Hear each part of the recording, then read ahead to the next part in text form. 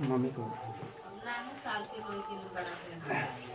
Good evening बच्चों। आज class 6 का जो साइंस की शुरुआत है और इस साइंस में विज्ञान में कुछ क्वेश्चन दिया हुआ जो अध्याय फर्स्ट है। देखते हैं कि इस अध्याय में क्या क्या क्वेश्चन है। क्वेश्चन के बारे में ध्यान से सुनने का प्रयास करो और लिखने का भी प्रयास। किताब का नाम है जिज्ञासा और वह विज्ञान का ही किताब है। सबसे पहले व्हाट इज साइंस, यानी विज्ञान क्या है। तो विज्ञान देखने, सोचने, समझने, कार्य करने का एक मशक्त माध्यम जो विश्व में के रहस्यों की परत खोलता है। विज्ञान वह समझ है जो हमें किसी चीज के बारे में परीक्षण करने की बिना सोचे समझे नहीं मानता है। वो कहता है कि परीक्षण करो उसको, यानी उसको किसी भी चीज हो उसके परीक्षण करो। क्या सत्यता है, सत्यता की ही जांच करता है। विज्ञान से हम उसमें नए चीज की ज्ञान अर्जन करते हैं। तो देखते हैं और आगे क्वेश्चन क्या है। इस पुस्तक की सहायता से हम क्या सीखेंगे। तो इस पुस्तक की आवश्यकता से विज्ञान में जो चीज नई चीज के प्रशिक्षण परीक्षण के बारे में नई चीज का ज्ञान हमको नॉलेज होगा। देखो इसमें क्या दे रहा है। इस पुस्तक की सहायता से हम अपने चारों ओर की वस्तुओं के बारे में अनेक प्रश्नों की एक अंतहीन सूची बनाएंगे और यह समझने का प्रयास करेंगे विभिन्न वस्तुएं कैसे बनती है, उसका कार्य कैसे होता है, वह आपस में कैसे जुड़े हुए। यह पुस्तक हमारी जिज्ञासा को बढ़ाना और नई नई खोजों करने के लिए प्रेरित करता है, यानी नई चीज़ों की खोजने की प्रेरित मेरा पुस्तक यह करता है। नेक्स्ट है कि हम स्वयं अपने प्रश्नों को उत्तर ढूंढने का प्रयास कैसे कर सकते हैं। हाँ, हम किसी चीज जाते हैं, हम हर प्रश्न को खोजने के प्रयास करेंगे जिस प्रकार न्यूटन ने खोज किया था। न्यूटन ने खोज किया, आखिर मान लिया जाए कि वह बगीचे में घूम रहा था, तो बगीचे में घूमते घूमते उसके पास एक आम गिरा।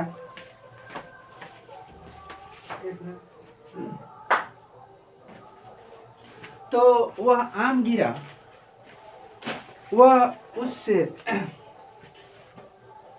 इस तरह वह सर्च कर लिया कि आखिर आम नीचे क्यों गिरा, ऊपर क्यों नहीं गया, साइड में क्यों नहीं गया, सीधे यहां पृथ्वी पर क्यों गया। तो विज्ञान हमें स्वयं खोजने की प्रवृत्ति करता है। उसमें सर्च करो, अपने आप से प्रश्न पूछो। जिस प्रकार न्यूटन ने प्रश्न पूछा, गति का नियम, गुरुत्वाकर्षण का नियम, ये सारे खोजे। तो इस प्रकार हम स्वयं को ढूंढने का प्रयास करते हैं। देखो इसमें क्या कह रहा है, हम स्वयं अपने प्रश्न को ढूंढने का प्रयास वैज्ञानिक विधियों से पालन कर सकते हैं। सबसे पहले जो हमें रुचिकर लगता है कि जिसे हम समझ नहीं पाते उसे अवलोकन करना चाहिए। इसके बाद उसका एक अनुमान लगाना चाहिए और फिर प्रश्नों के अवलोकन द्वारा उस अनुमान का सत्यापन करना चाहिए। अंत में परिणामों का विश्लेषण करके देखना चाहिए कि क्या हमारे प्रश्न का उत्तर प्राप्त हुआ है या नहीं। विश्लेषण करना चाहिए जिस प्रकार न्यूटन ने किया था। चलो नेक्स्ट क्वेश्चन है, वैज्ञानिक पत्ती का प्रमुख चरण क्या है। देखो वैज्ञानिक पत्ती,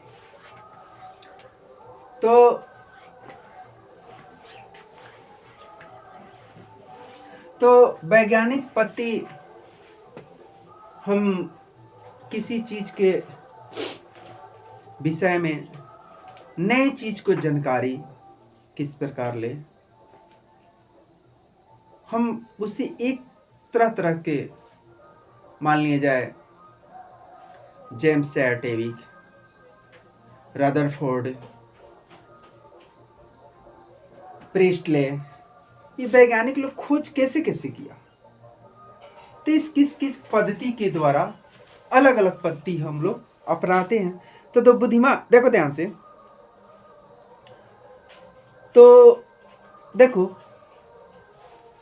या कुछ इसमें बुद्धिमान बनने के लिए प्रश्न पूछने के आवश्यक क्यों है? इस कुछ चौथा प्रश्न छूट गया है, उसके बारे में सर्च कर देते हैं पहले। तो बुद्धिमान बनने के लिए, तो बुद्धिमान बनने के लिए हमको हमेशा घूमते रहना चाहिए, हमेशा कुछ कुछ नहीं खोजते रहना चाहिए। जिस प्रकार अनेक वैज्ञानिकों ने पागल की तरह खोज किया, लोग कहता है कि वह पागल है। जिस प्रकार भारत के वैज्ञानिकों ने जब वृक्ष पर गेंद चला गया तो उस गेंद, मां ने कहा कि मां बेटा सांझ हो गया था कि यह गेंद छोड़ दो कि वृक्ष अब सोने जाए। तो उस बच्चे के मन में ही छोटा सा आ गया कि क्या बच्चे में भी प्राण होते हैं। और देखो किस प्रकार वो भारतीय वैज्ञानिकों ने उस वृक्ष का तरह तरह की खोज कर डाला जब वो बड़े हुआ तब। डॉक्टर बसु, उस वैज्ञानिक का नाम क्या है? डॉक्टर बसु। देखते हैं कैसा प्रश्न है। तो हम स्वयं अपने प्रश्न को ढूंढते हैं, वैज्ञानिक बनने के पालन करते हैं। तो सबसे पहले में रुचिकर, हमको समझ उसे अवलोकन, इसे उसे अनुपालन तथा फिर से अपने अवलोकन करके अनुमान सत्यापन करना चाहिए और परिणाम को विश्लेषण करके उसमें देखना चाहिए कि हमारे प्रश्न का उत्तर प्राप्त हुआ या नहीं, यानी प्रश्न सत्य है कि नहीं। नेक्स्ट है वैज्ञानिक पत्ती। देखो वैज्ञानिक पत्ती क्या है? तो वैज्ञानिक पत्ती का प्रमुख प्रश्न पूछना, प्रयोग करना, सिद्धांत, आंकड़ों का विश्लेषण करना ही निष्कर्ष निकलता है। तो बुद्धिमान, इसके पहले बुद्धिमान हम और जिज्ञासा, नए नए तरीके पूछने का प्रयास करेंगे, आवश्यक प्रश्न पूछेंगे और खोजने का अपने चारों ओर बेहतर ढंग से अधिक से अधिक ज्ञानवान बुद्धिमान बनने के लिए तरह तरह की कुछ प्रश्न को ढूंढेंगे। छठा प्रश्न है विज्ञान और प्रौद्योगिकी में क्या अंतर है? तो विज्ञान और प्रौद्योगिकी में क्या अंतर है देखते हैं। विज्ञान और प्रौद्योगिकी में कुछ आंकड़ा और अनुभव की जानकारी देते हैं, ध्यान से सुनो। विज्ञान और प्रौद्योगिकी, विज्ञान प्रौद्योगिकी के बीच मुख्य अंतर उनके उद्देश्य है। विज्ञान प्रकृति को समझने की प्रक्रिया है। विज्ञान क्या है? यह हमारे नेचुरल यानी प्रकृति को समझने की प्रक्रिया है और जिसमें आंकड़ों का संग्रह एवं प्रयोग माध्यम, सिद्धांत निर्माण और अनुभवजन्य परीक्षण दोनों शामिल है। जबकि प्रौद्योगिकी या विज्ञान में आंकड़ा, ध्यान से सुनो, आंकड़ों, संग्रह, प्रयोग, माध्यम, सिद्धांत, इस सारे विज्ञान में संबंधित है। जबकि प्रौद्योगिकी में उपयोगी उपकरणों का उत्पादन करने, तकनीकी और सामाजिक, देखो उपयोगी, जब प्रौद्योगिकी से कहते हैं यानी उपयोगी उपकरणों का उत्पादन करने, तकनीकी और सामाजिक दोनों समस्याओं को हल करने के लिए वैज्ञानिक समझ का अनुप्रयोग, वैज्ञानिक समझ का अनुप्रयोग ही प्रौद्योगिकी कहलाता है। समझ में गया? विज्ञान और प्रौद्योगिकी। नेक्स्ट है, देखो ध्यान से, विज्ञान केवल कक्षा तक सीमित क्यों नहीं होता? विज्ञान केवल कक्षा तक हम पढ़ाते हैं वहीं तक सीमित नहीं, इस सारे जितने चीजें सब विज्ञान का ही, नए नए प्रोग्रेस जितने भी बन रहा है, हर चीज विज्ञान उसमें घुसा हुआ है, हर चीज में विज्ञान घुसा हुआ है। तब नए नए ढंग से प्रोडक्ट हम लोग नए नए तरीकों से देखने का मालूम होता है। तो विज्ञान कक्षा तक सीमित नहीं है, विज्ञान आगे बहुत आगे जाएगा। देखो ध्यान से, तो विज्ञान हमारे चारों ओर यह जीवन की कई समस्याओं का समाधान देता है, नई खोजों के लिए प्रेरित करता है। मनुष्य विज्ञान के कारण के चंद्रमा तथा अन्य ग्रहों पहुंचने के अंतरिक्ष भ्रमण करने में सफलता प्राप्त की है। बिना विज्ञान के जीवन की कल्पना भी नहीं की जा सकती। हम जो भी है जीने की नए तरीका से बिना विज्ञान की हम कल्पना नहीं कर सकते। नेक्स्ट प्रश्न है, देखो पृथ्वी के जीवन के लिए अनुकूल ग्रह क्यों नहीं, मैंने पृथ्वी को जीवन के लिए अनुकूल ग्रह क्यों माना जाता है? क्योंकि यह सबसे जीने के लिए अनुकूल ग्रह तुम्हारा यह पृथ्वी। पहले 9 ग्रह होता था, प्लूटो को हटा दिया गया, अब तुम्हारा पृथ्वी 8 ग्रह है। 8 ग्रह में एक तुम्हारा पृथ्वी ग्रह है। पृथ्वी ग्रह सब चीज, ऑक्सीजन, जल, जो जल ही जीवन है, जिस पर जल और हवा न रहे वो पर जीना रहना किसी चीज को बेकार हो जाएगा। इसलिए यहाँ पर सबसे पृथ्वी पर जल और हवा और हर चीज, खेती गृहस्थी हर चीज मजबूत हो जाता है, जिसके लिए जीवन जीने के लिए यह महत्वपूर्ण ग्रह है। चलो देखते हैं इसमें क्या करा है। जीवन की निरंतर उपस्थिति संभव केवल पृथ्वी पर ही पाई जाती। पृथ्वी तो अधिक गर्म है, नहीं अधिक ठंडी। पृथ्वी पर जल, वायुमंडल, आवश्यक गैसों और उचित तापमान मौजूद है, जो जीवन जीने के लिए आवश्यक परिस्थिति प्रदान करता है। जीवन जीने के लिए क्या करता है? आवश्यक परिस्थिति प्रदान तुम्हारा करता है। तो अब देखो 9वां प्रश्न है, सही विकल्प का कुछ चयन करना है। ध्यान से सुनो। यानी विज्ञान का मुख्य उद्देश्य क्या है? तो कुछ ऑप्शन दिया होगा। प्राकृतिक घटनाओं को समझना। विज्ञान का मुख्य उद्देश्य क्या है? प्राकृतिक घटनाओं को समझना ही विज्ञान का मुख्य उद्देश्य है। दूसरा प्रश्न है, देखो, कौन सा कार्य वैज्ञानिक पद्धति का हिस्सा नहीं है? अब सबसे पहले वैज्ञानिक पद्धति का हिस्सा वही नहीं हो सकता है जिसमें बिना परीक्षण किए कि नहीं है सही। हम डिटेल में कहेंगे कि नहीं ये हम जो बात वही सही होगा,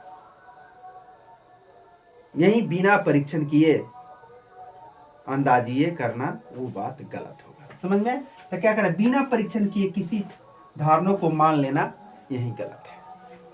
नेक्स्ट है, देखो ध्यान से, कि रिक्त स्थान भरना। क्या खाली स्थान भरना? देखो ध्यान से, विज्ञान खाली स्थान को समझने का एक व्यवस्थित तरीका है। तो इसमें क्या? प्राकृतिक घटनाओं का विज्ञान प्राकृतिक घटनाओं को समझने का एक पद्धति है। समझ में? ये क्या? विज्ञान प्रकृति, इसमें क्या भरा गया? प्राकृतिक घटनाओं को समझने का व्यवस्थित तरीका है। चलो दूसरा नंबर में, वैज्ञानिक पद्धति को पहला चरण खाली स्थान की पहचान करना होता है, यानी समस्या।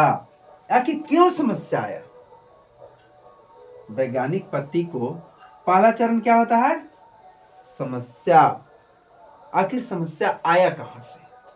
समझ में? समस्या पहचान करना।